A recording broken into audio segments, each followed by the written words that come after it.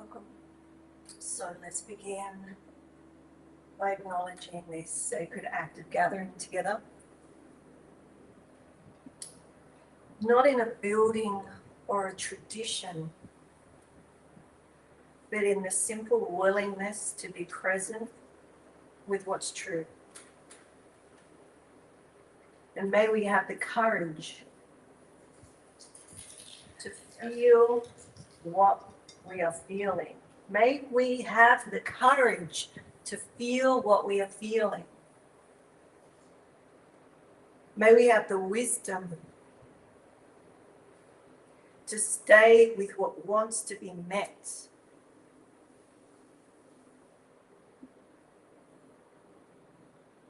May we recognize that in this very moment, exactly as we are, we're already whole. So let's honor the intelligence within each one of us, the knowing that doesn't need external validation.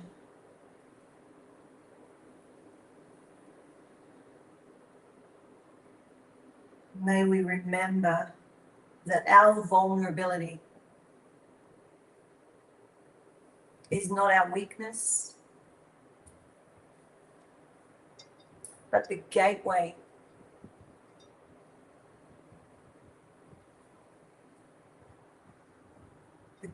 to authentic connection. So with ourselves, with each other, with the mystery of existence itself. So let's take a moment to breathe. Take a moment to breathe and arrive here. Thank you for joining us. And feel your feet on the ground. Notice what's happening in your body right now.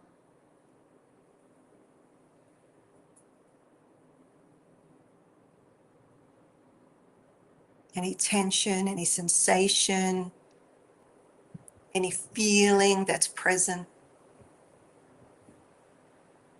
Don't try to change it, just notice.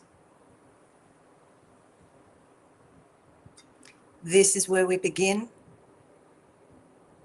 This is where we begin with what is actually here right now. So, welcome my friends and community. Let me get the chat up so that I can see who's here. Give us a hey. Oh, there we go. All right. So let's get started.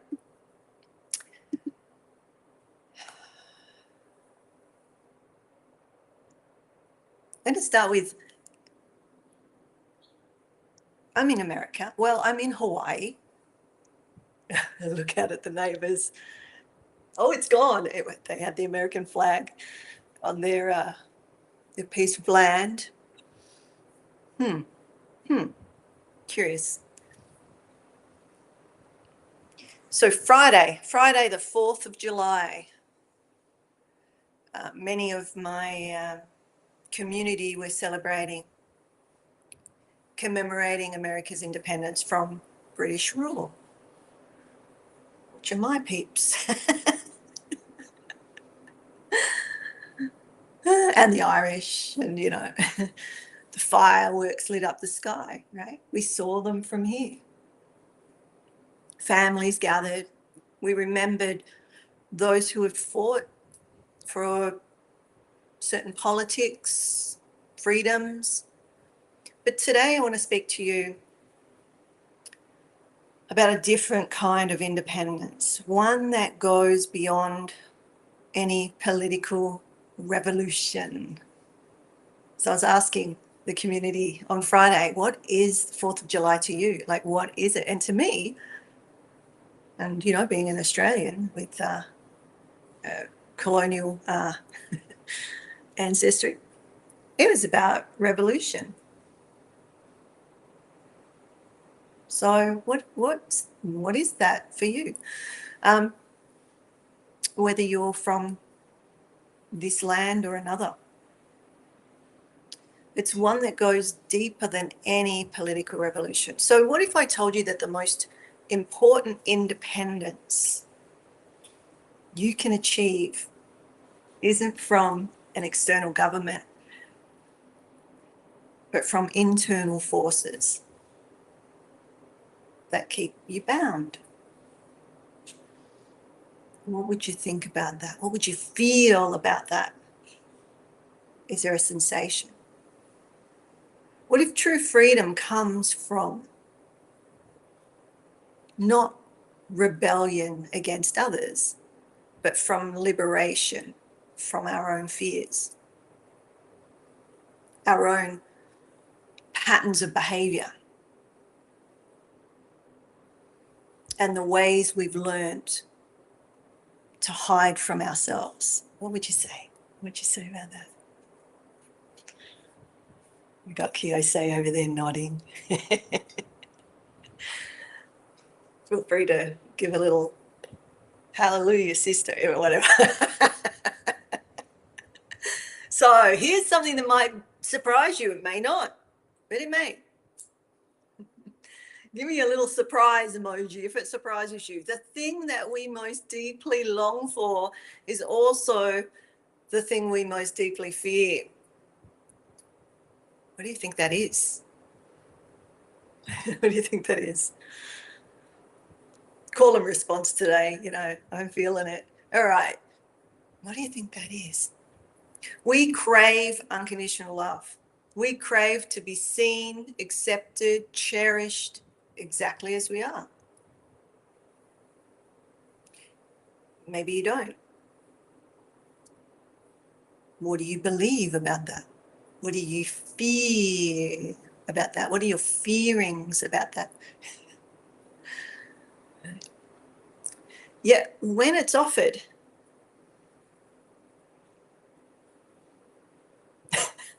we're in the house of unconditional love right now.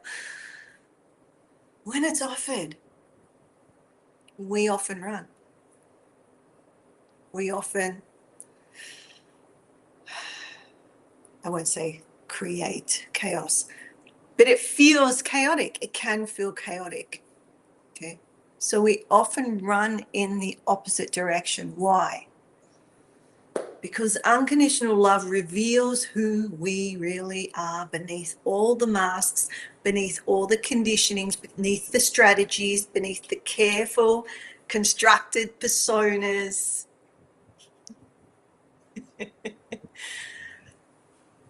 It asks us to drop the performance and simply be.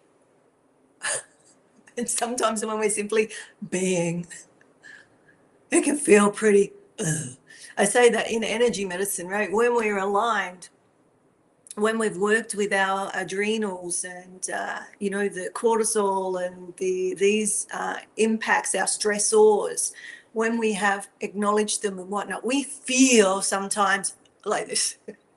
We feel tired, or what we perceive to be tired. We feel heavy. You know why? Do you know why, Kiyose? Do you know why? Because we've acknowledged that we're hiding from how we really feel. We've created barriers and, you know, there's something just came to mind then, but it's not. So we created all these external containers, crusts. We've blanketed ourselves. We're already sheathed by the beloved. Right? So we feel tired because that's how we feel. And when we push through it, we get sick. So no longer are we just tired, we are sick and tired. You know, I don't know if that's still a thing. Did your mum ever say, I'm sick and tired of this? Well, she probably was. Right? Did your mum ever say that? Oh, anyway. So We've carefully constructed these personas. We have protected ourselves. So unconditional love asks us to drop the performance, and that terrifies us. You with me? So think about it. How comfortable might you be being loved for no reason? Like, seriously. We have a teaching about, number one, I exist, soul embodied. I exist. We'll get to that possibly later. I exist. Just to sit in the meditation of I exist, and that is it. Not exist and, not exist or, not exist when, not exist what, not exist who. I exist. I exist. It's really quite difficult for many. And that's okay. So you haven't achieved something. It's not because you've been good. It's not because you've earned it. Simply because you exist. And most of us don't know how to receive that kind of love, because we've spent our lives being conditioned, being told, being modeled, right? That we have to earn it. We have to do. Human doing. Human being. And then we've got human aring. That's for another day. That's really out there, right? So this week, this month, I've been teaching the Ascend students. So if you're here, this isn't as deep as what we went through Friday, but I'm sharing it because it's an important concept. So let me introduce you to this concept that might change how you see your own behavior. Have you heard of bypassing? Right? Often we say spiritual bypassing. Right? Bypassing is anything we do, human doing, anything we do to avoid feeling what we actually feel. It's our escape route to our present moment from the uncomfortable sensations. So what are you feeling as I'm speaking? Are you even aware of your body? Has your leg gone numb? Or your arm, you're laying on there, right? Or you're like, this is boring. Right? Whatever it is, fearing. Stay with me for a moment. It's our escape route from the present moment. So from the uncomfortable sensation, or the sensation that we label or have been conditioned to know or believe as uncomfortable, right? Meaning making. What do your words actually mean, and where do they come from? Why do you believe what you believe? I teach this for 20 years, and I'll probably teach it for another 20, because I'm going to be here for 50 plus years, right? I am. I exist. Okay, so the truth of our existence. So we can bypass in countless ways. And we really went into this on Friday in depth. And I'm thinking now that maybe on Tuesday, if we want to go deeper and you've got questions, you can come on Tuesday and we'll do almost like a teaching study, not a Bible study, a teaching study, right? But we reach for our phone. All my phones are being used. But I reach for my phone. So I feel something and I go to do. Right? I feel something when you tell me, when you speak to me or come into my presence, I feel something. So I want to give advice or use my voice. we get busy. So when we're grieving, and I know this one well, when we grieve or when, there's loss, sadness, sorrow, the depths of in the, microphone, in the heart,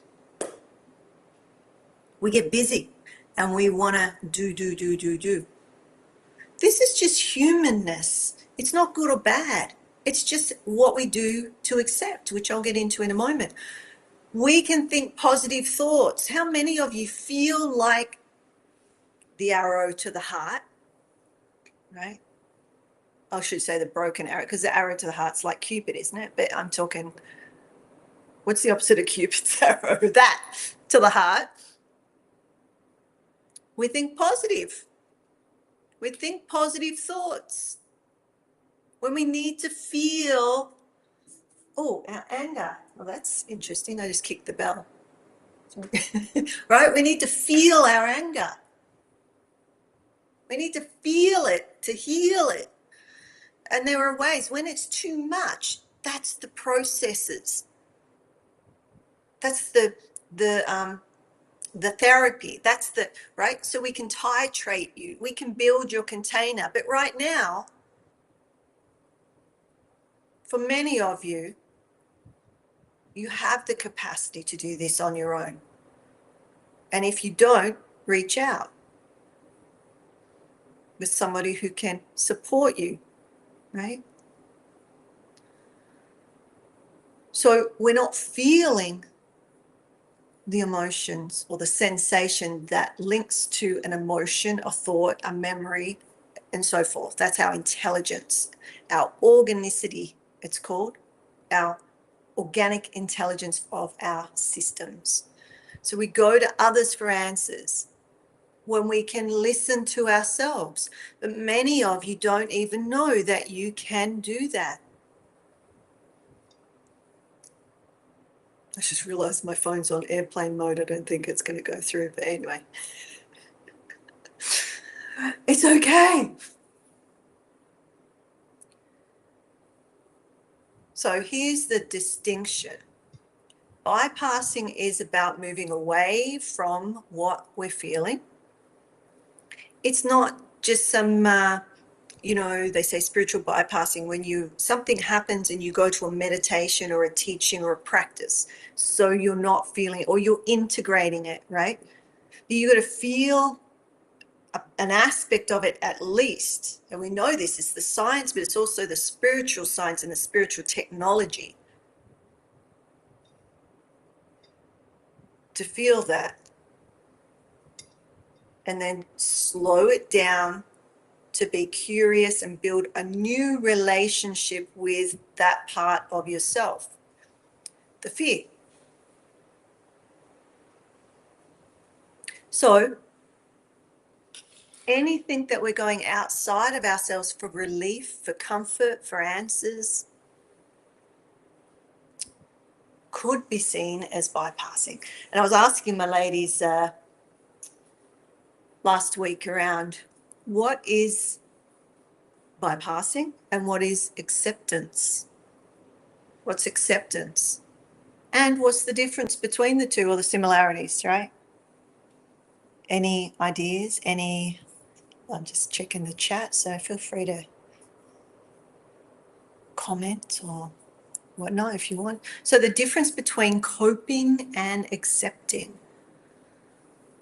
or the difference between bypassing and not necessarily accepting, how did I word it? Making life acceptable. There we go.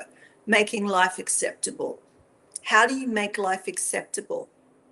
These are all the things that I just mentioned and more, right? When we feel a sensation, so we eat. And that sensation is changed. Actually, it happened to me the other day. I had a stomach ache. And I never get stomach aches. So I'm like, what's going on? So what's going on? Technically, that's a bypass. Right? On a very subtle, like we're talking, there's different levels, but for me to ask that, I found out it was the milk. We changed milks and I energy tested it. Now, I could have just stayed with that stomach ache and waited for it to pass. But I listened and I was like, there's this, I've never had no lactose milk in my life, but that's what we got anyway. My, it, I don't like it. I want lactose. But that's a side point. My point being is that had a stomach ache, a sensation in the body. I didn't like it. I didn't like it. So then I went to finding the answer, which is okay. We're not saying getting out of it is wrong. We're saying be conscious that that's what you're doing. Because we're humans and we do it all the time. So, then I was like, should I have, what do we have? We had eggs. I made like a quiche type egg thing. It was awesome. And it made my body, my stomach, that disease feel better. So is that bypassing or doing something to make life more acceptable? Yes, because I would have had hunger pains on top of my blah, blah, blah, blah, right? Ongoing. I'm just giving you an example.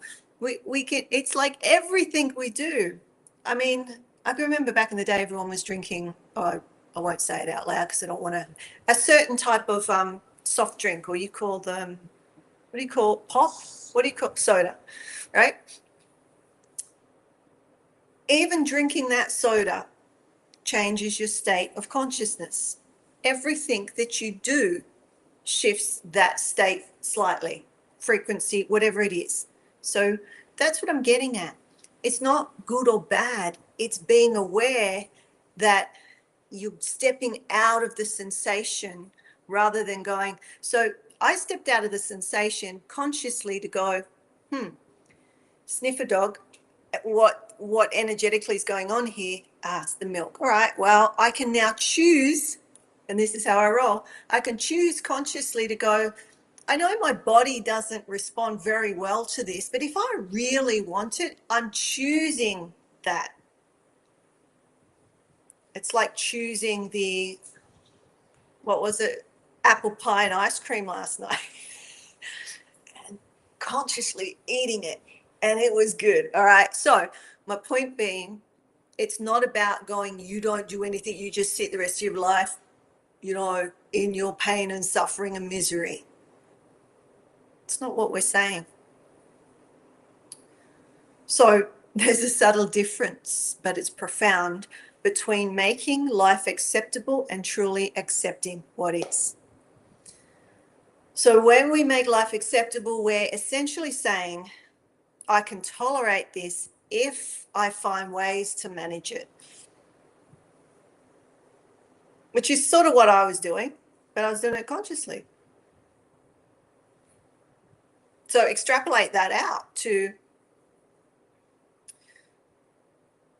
things that shift your state much more, and over time are probably more impactful in, let's say, not life-giving. We say, is it life-giving or life-taking? Does it give you life, bring you life? Right? So it still might be hard and challenging, but is it life-giving, right? Or not? And this is what we're talking about, how we're going to be conscious of that or distract from it and go, oh yeah, it's got a stomach ache, and it's probably your fault.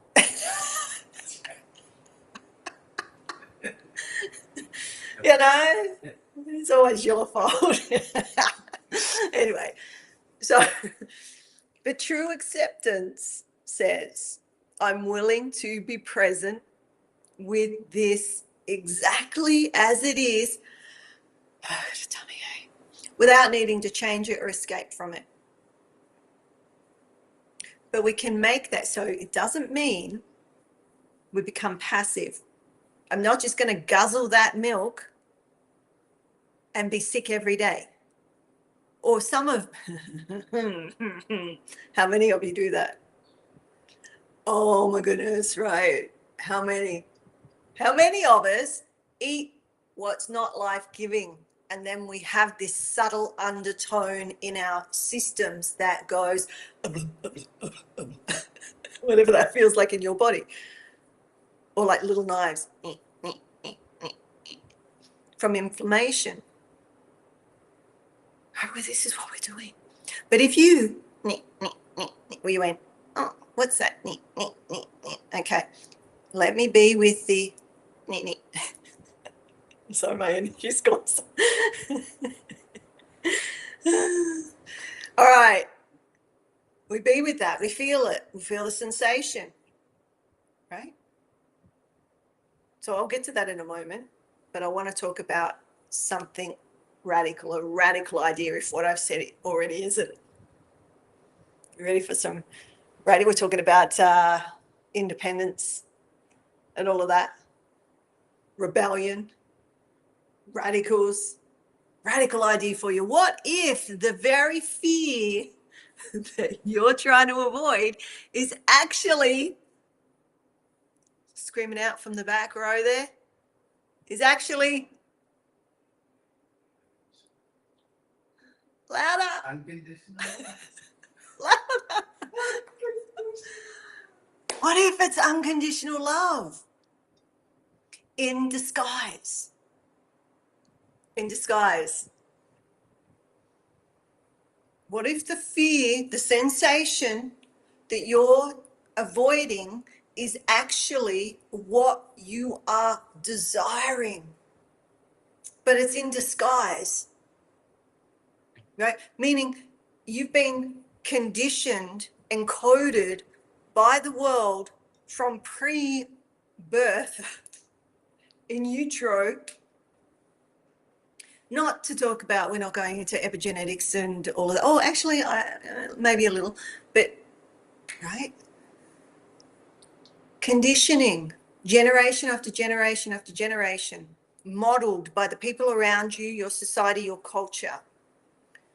But what if that uncomfortable sensation in your chest, or that tightness in your throat, or that churning in your stomach, what if that's not something to overcome? What if it's something to embrace? I know it sounds slightly, well, I'm just going to say it's a radical idea. Embrace your upset stomach. It sounds madness. But our nervous system's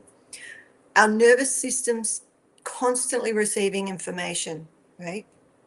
It streams and streams of sensation, of information, sensations, emotions, energy that we're mostly unconscious of. So that's a lot of our work here. It's becoming conscious evolution. So we've learned to filter most of that out. Like, unless you really stop and go, what do my toes feel like? Do you know, actually stop and what do your toes feel like? What do your feet feel like? Your feet carry you every day. Thank you, feet. Thank you, toes. My great aunt lost her big toe. I was a little kid. I was fascinated by it. She didn't have a big toe. I'm like, when I learned that it was about, balance, big toe, a lot of stuff about balance. I was like, how does she, what? Yeah, like my little inquisitive mind. So I know a lot about big toes because my great aunt, who was actually a healer, so my grandmother's sister,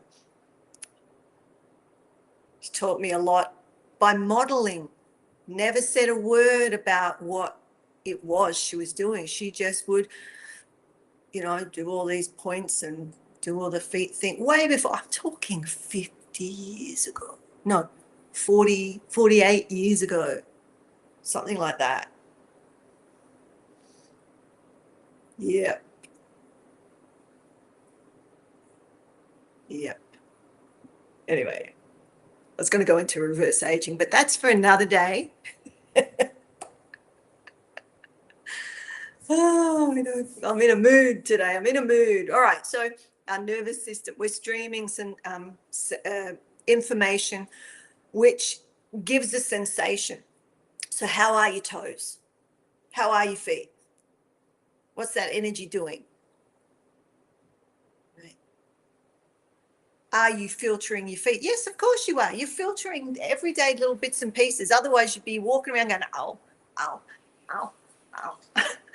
And some of you do. Right? Oh, my back. Oh, my stomach. Oh, I feel sick. Right?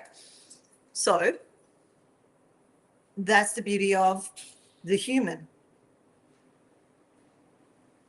Like do you understand how magnificent you are? We are as a collective. We're awesome. Anyway, I got so much to tell you, and I got to stay on track. But I could fly today, I tell you. The wind is winding, people. The wind is winding. And for a fire element like me, it's like a horse in the wind. Have you ever seen a horse? They get frisky. So I'm a little frisky. All right. What's the sensation of that? So we are protecting ourselves from being overwhelmed by all the sensation. Overwhelmed. And many of you are overwhelmed.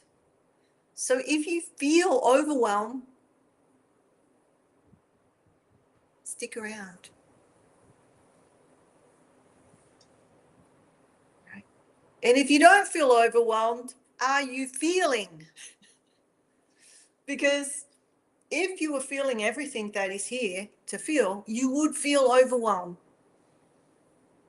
Whether you classify yourself as a sensitive, a highly sensitive person or not, you are human,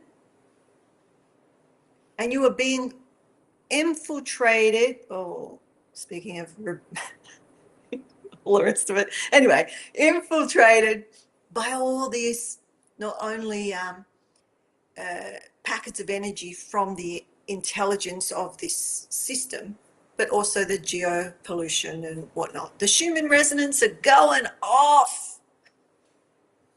I taught about the Schumann resonance back in, I went around Australia. When was that? 2017, 2018. And I taught about subliminal stress, the invisible shadow, preparing people's systems, their energetics for what was coming. I didn't understand what was coming, but I was listening.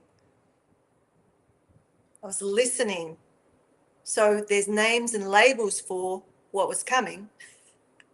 I'm not saying it. Anyway, so we feel and we filtrate, and we're actually,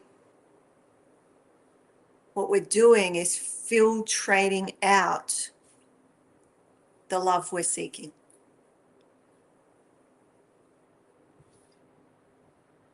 I could say, what if we were doing that? I tend to language it that way to not be so blunt. However, we are.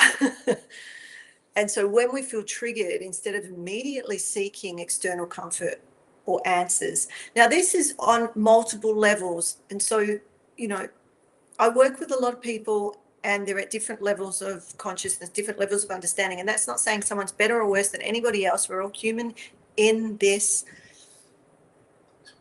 experience, all right? However, we've got the ones that we're going to be working on for, forever and a day. And then there's the ones that are these smaller everyday things, right, that we can acknowledge and shift, and they not be such a toxic relationship with fear. You'll have a kind, compassionate, loving relationship with fear. I was saying, actually, I'm going to share.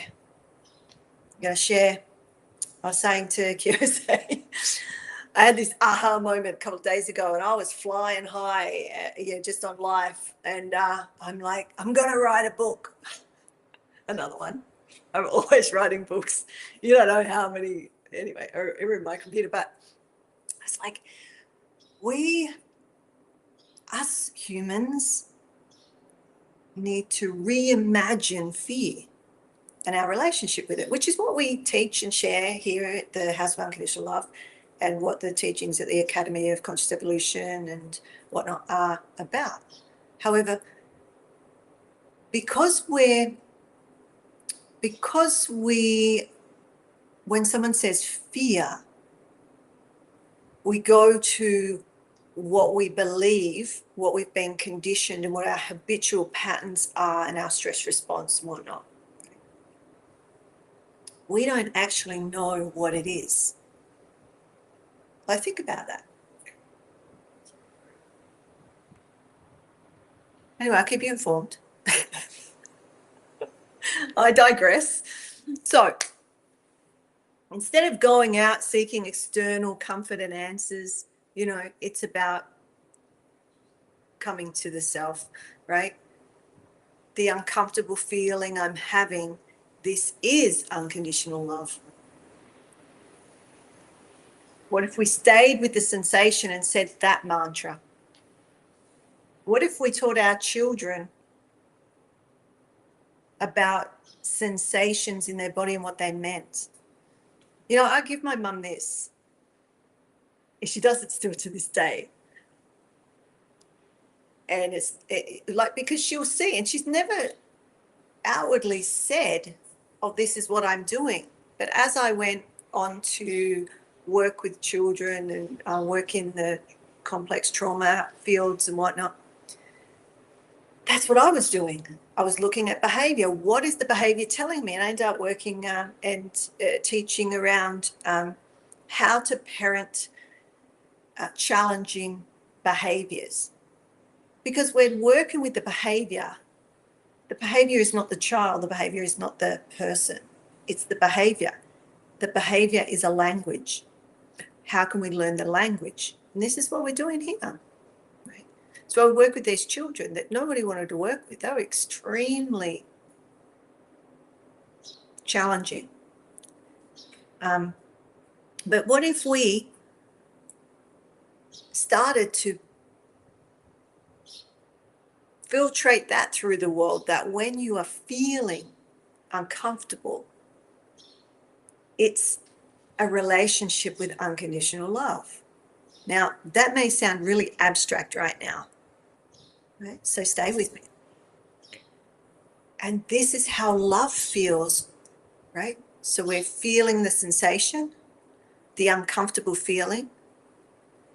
And this is how love feels when we meet it with our resistance. Talk about Independence Day. My fear, my protective patterns meet fear, meet love.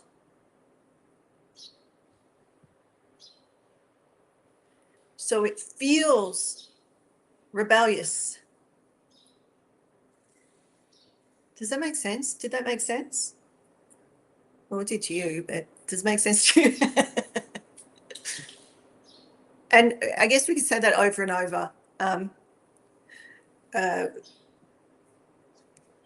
So it's if our greatest fear, what did I call this? The greatest fear, why we run from unconditional love. This is the title of this sharing today. Okay. So again, we're not bypassing, right? This isn't about developing this is about developing capacity to stay present, building our nervous system, but also our energetic systems. It's also about learning to have that relationship with our sensations rather than being controlled by them. And many of us are controlled by them. We allow the mind to be our master. Isn't that the saying? Something like that. So how do we cultivate this kind of awareness, this kindness of awareness? How do we learn to be present with our fears, our uncomfortable sensations, or the charge in the body, our difficult emotions, right? We do it with presence. So we already talked about that. Like, where's your big toe right now? Do you have one? Some people don't. My auntie didn't. But, right? So it starts with presence. So feel your feet on the ground. Where are you anxious?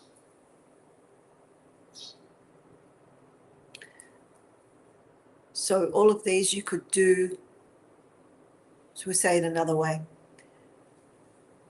When you're anxious, feel your feet on the ground. I learned working with a lot of people over, 30-something years, pushing, oh God, I don't even want to go there now. A long time, right? That we have to practice in times when we are steady. We have to practice in times when we are somewhat regulated, somewhat calm, like a ninja, like a martial artist, like I don't know what else, wrestler. Right? We practice in the calm. So when the chaos hits or the wave comes in, we don't have to think about it. So noticing your breath when you're overwhelmed, just noticing, or observing your thoughts without believing every one of them. So noticing the thoughts, not going, oh, I'm going to wipe that one out because I don't like that one. Like, notice through the day. This is how I got out of telling myself I was stupid years ago. Every time I'd drop something or nick my toe on the corner of something or whatever, I drop something, I'd go, oh, stupid. I did, because I was told I was stupid all through school. And I believed him, even though clearly it wasn't. But, I think differently. So when I would do that, I would notice, oh, you did it. And within time, I stopped saying it just through that observation. Now you can put in words, other words if you must, but just by observing behavior, you can shift it. It's quantum physics, aka spiritual technology. So basically allowing joy without worrying about when it's going to end. Just be with it. So what else do I want to say about that? We can actually choose how much sensation that we want to feel. We can choose. We can practice expanding the capacity gradually, like titrating, like slowly opening the valve to let the water in, feel a little more. Our nervous system can learn to handle more and more sensation. This is conscious evolution. This is the evolution of the human as a species, right? Not making it up. It's not some woo-woo chick from Australia. I got a lot of science behind me. I'm a social scientist. I've studied the human for pushing 40 years now. 40 years. Long time. Okay. So,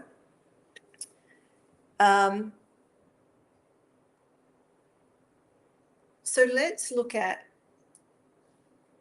what I'm saying more and more lately, the we in me, our understanding. Let's look at the time. And we've got some time. Okay. Another radical proposition, I guess. What if the boundaries between you and me are more fluid than you think? What if when you feel something, I can feel it too? And it's not because I'm psychic, although I am, but because consciousness itself is more interconnected than our individual minds can grasp. It's not about losing your individuality. It's about recognizing that your individuality exists within the larger whole, the we in me, individual and collective. So I often describe it like an orchestra. So we've got each person's needs for their particular instrument. It's a violin. For each person's instrument. And the violin doesn't try to be or sound like the trumpet, right? Each instrument is playing its own way, its own song, sound, not its own song, but, its own voice. Right? So when the violin plays itself and doesn't try to be a trumpet, it's the most violin it can be. It's the most authentic, right? So we can stop trying to be what others expect us to be. This is why we start getting, so when our wants and needs aren't met, when we're children, we start changing the way we are to get our needs met, right? So this is how we can serve the collective while honoring our unique expression, is by when we have that fearing, that sensation, because we're going to speak to somebody and we're scared, we feel the sensation. So we often will change how we are to change the sensation. So then we're not being the true violin. If we're a violin, we're being a violin that's trying to sound like a trumpet. Or another way I used to put it, I want to be the best banana in the fruit bowl, right? If I'm a banana and I'm really wanting to be a peach, I'm going to be a really not so great peach. But if I just be that banana, I'll be the best banana. So I really want bananas. That I can be, right? So the God within, whether you call it God, divine consciousness, life force, authentic self, true identity, there's something within you that knows, something that doesn't need external validation. It doesn't need external guidance to recognize truth. There's something that's connected to the intelligence that moves the planets and grows the trees. And anytime we look outside of ourselves for answers, that we can only find within, we're bypassing our own inner authority. It doesn't mean that we can't learn from others, right? Some of you are still listening. Maybe not, but if you are, right, it doesn't mean you can't learn from others or receive guidance. It means that we don't abandon our inner compass for external directions. We can check maybe if you're still at that place, you're human. So the practice is learning to distinguish between the voice, the sensation, fear, which often masquerades as wisdom,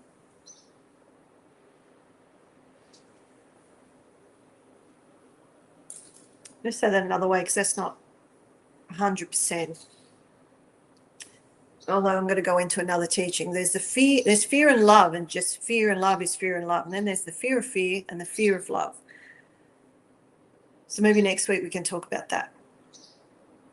But for now, we're distinguishing the voice.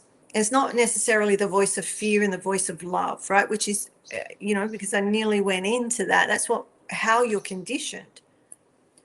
We're going, there's a sensation. I feel scared. So the voice of fear is actually the wisdom. But when we're masking or masquerading as something else, which would be not acknowledging we're scared or we have fear, right? You're not able to get the divine intelligence, the packets of data, of energy, light that is there. I have said forever, there's more light in the darkness. What do I mean by that? This. So the courage to feel everything.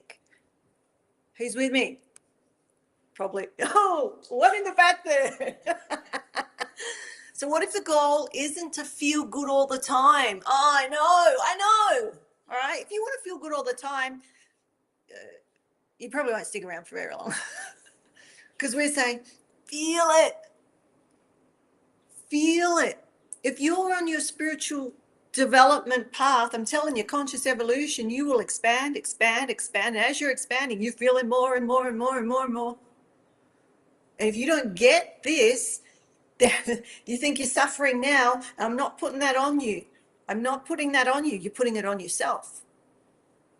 Right? If you're going, yes, I'm going to consciously expand, you're going to feel more because there's more information that you're able to experience. So you will feel it through the energetics into the nervous system, into the physiology. So, right?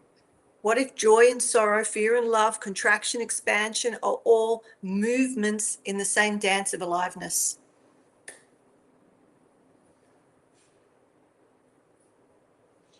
You like that one? Yeah, I've got to write a book on fear, don't I? So we live in a culture that's terrified by difficult emotions. So we're taught to medicate them, to transcend them, to get out of them, to push them, to punch them. But what if they're not obstacles? I did a whole series on, what was it called? Spirit Whisper. It was around vulnerability, right? Vulnerability being courage. And like when we have something come in that we don't like, we'll punch it in the nose. But that is part of unconditional love, right? So you're punching in the nose what you're not understanding. So we're saying there's ways of understanding. So not overcoming. We don't have to overcome because these are teachers. Sensations are the teachers. It's literally, oh, do I dare say it? I mean, we're going out there. It's literally God, divine communication. It's light in the body. It's charge, electric, light. So imagine being able to listen and dance and move and be with that divine intelligence that is organic to the human species, right?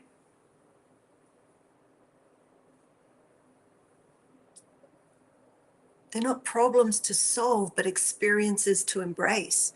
So this is the courage of unconditional love. This is why it's really can be scary. So I appreciate you being here and being in this container. It's not just loving others unconditionally. It's loving yourself unconditionally. And what is yourself? Love and fear. Fear of love, love and fear.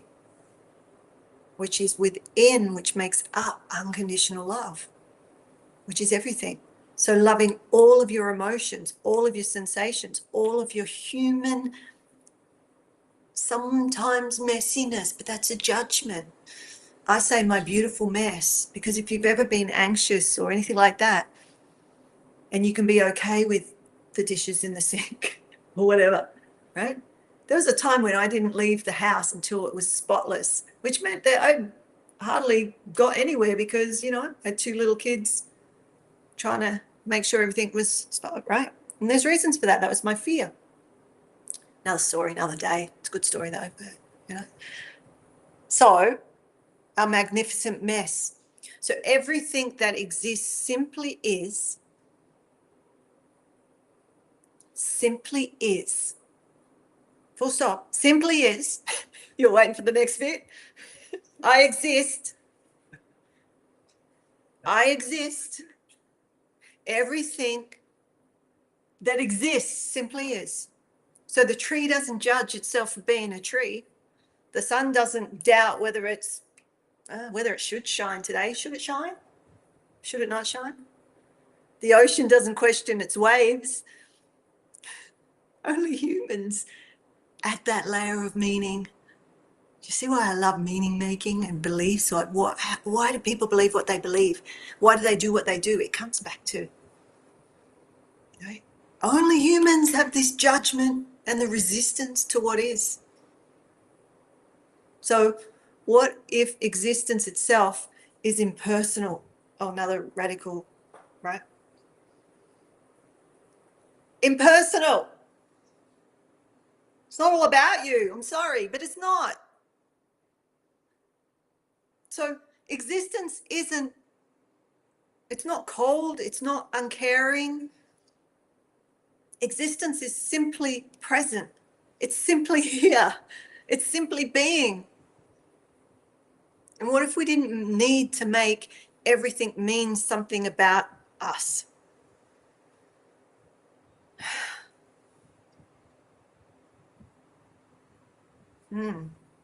What if we didn't have to make it mean something about us?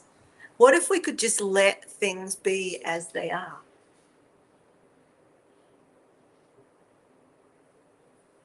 Right? This is perhaps the deepest teaching, that reality doesn't need our approval. Right? Our understanding or our management. It simply is. And when we align with this isness, when we stop fighting what's here, we discover a peace that doesn't depend on circumstances. So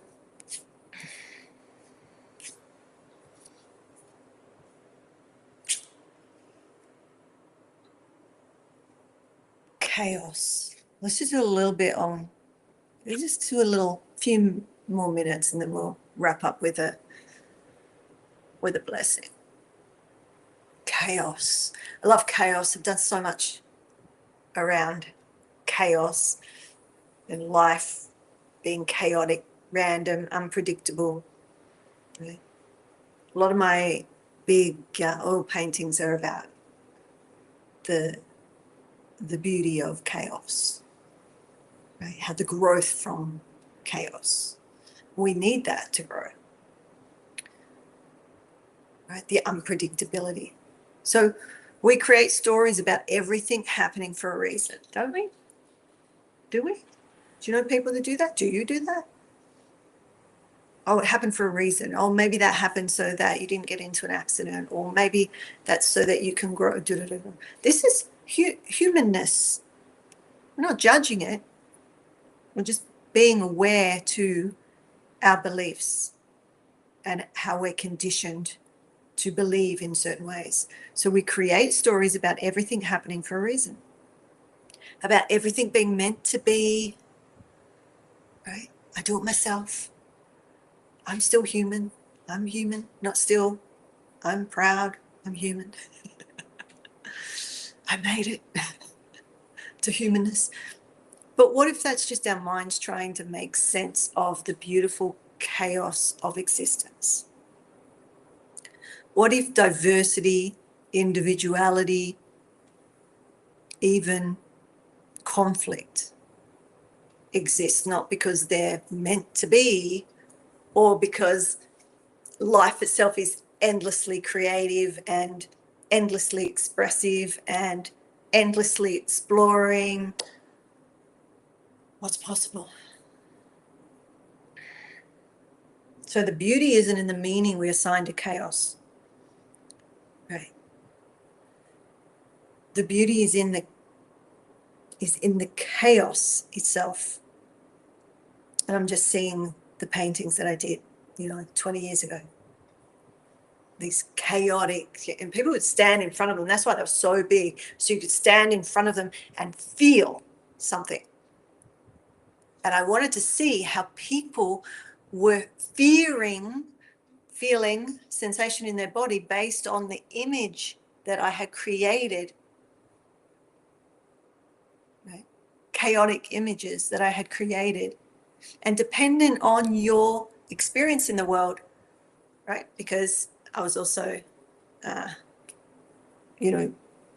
trauma therapist and whatnot, as well as a contemporary artist, but I was putting it all together for the science of it, right? The beauty of chaos itself, the endless creativity, the infinite possibility, the fact that existence is so abundantly generous that it includes what? Person at the back?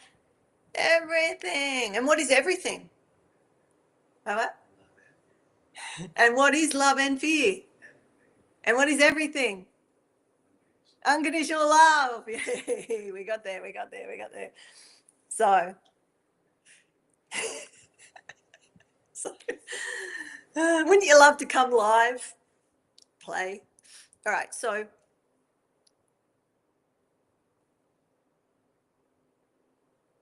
your invitation.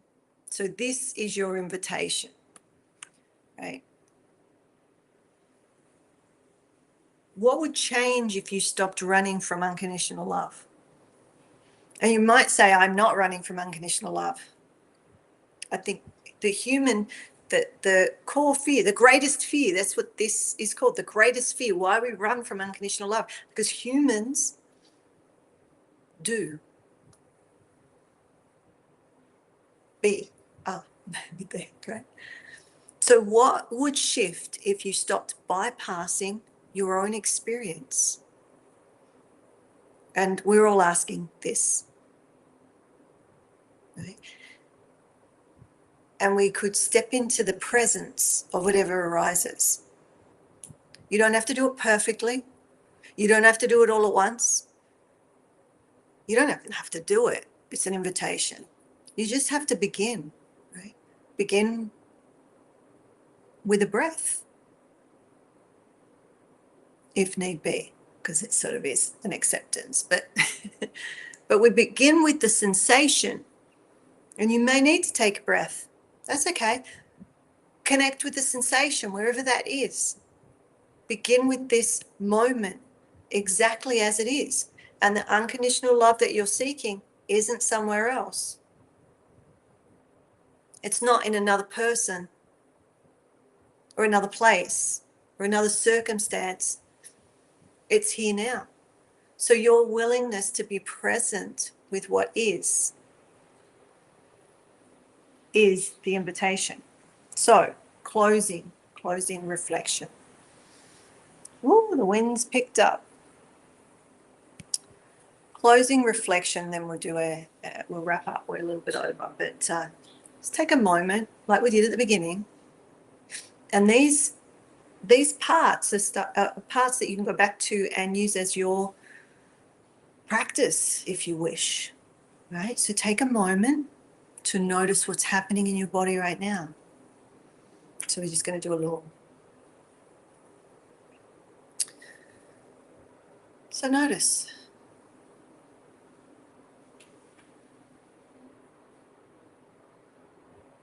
Do a little body scan. Whatever you're feeling, whether it's comfort, comfortable, discomfort, uncomfortable, excitement, bored. What does bored feel like? I know what excitement feels like. It's a sensation. It's hot, cold, agitated. Have some fire, resistance. Whatever you're feeling, the sensation in your physical and energetic bodies, can you welcome it just for this moment, even if it's one little second? Can you say to this sensation, you are welcome here. You are welcome here, little sensation. Or maybe you're a big one. Can you say, you're welcome here. You are part of the dance of my aliveness. You are part of the dance of my aliveness. And this is the practice. This is how we learn to live with unconditional love.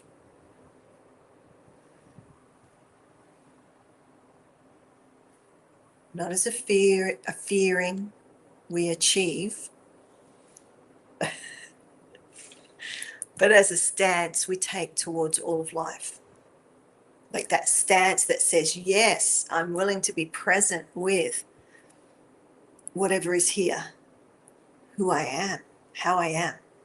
I exist, number one. Okay. So we'll wrap up with a blessing. I do have some integration parts to this sharing that I feel I'm going to bring in on Tuesday. So if you want to pop in on Tuesday, I'll share those with you. But let's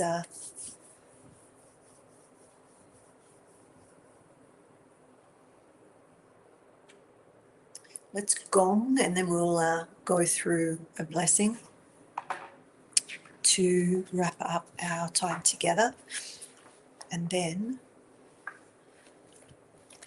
we might get some pancakes. He's nodding, yes, yes, yes. Okay. So let's start.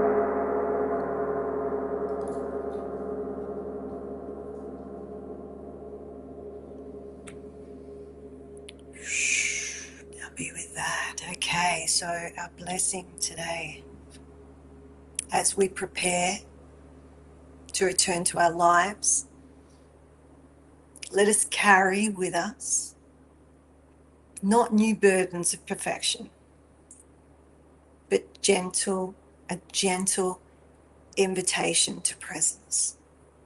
Okay, so may you trust the wisdom of your body, even when your mind's doubt.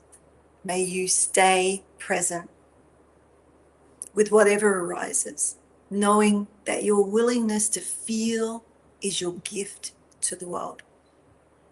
May you remember that the love you seek is not separate from the fear you feel. They are both expressions of the same life force moving through you. So go into your day with the understanding that you are already enough, already whole, already loved beyond measure. Not because you've earned it, but because you are. I exist. And may you find the courage to stop running from your aliveness. May you discover that what you thought was your greatest weakness is actually your greatest strength. And may you live from knowing that existence itself is not a problem to be solved, but a mystery to be lived. And when you forget, my friends, community, when you forget, and you will, because us little humans have amnesia, when you forget, may you remember that forgetting is also a part of the dance. And you can always begin again with the next breath, with the next sensation, with the next moment, the next willingness to be present with what is. So, last moment. What are your feet doing? Where are your toes? Take a moment to feel your feet on the ground once more. Notice what's different now from when we began. Whatever you're feeling, gratitude, confusion, resistance, expansion, whatever it is, let it be exactly as it is, even just for this moment.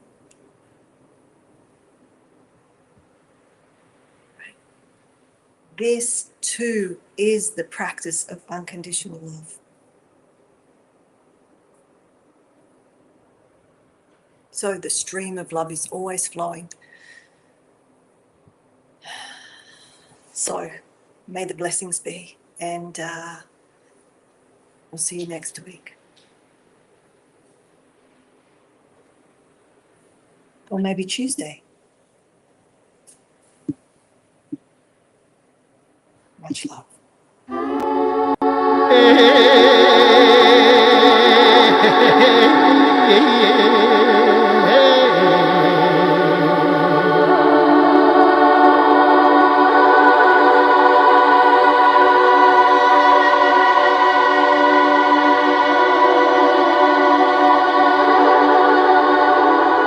Hey.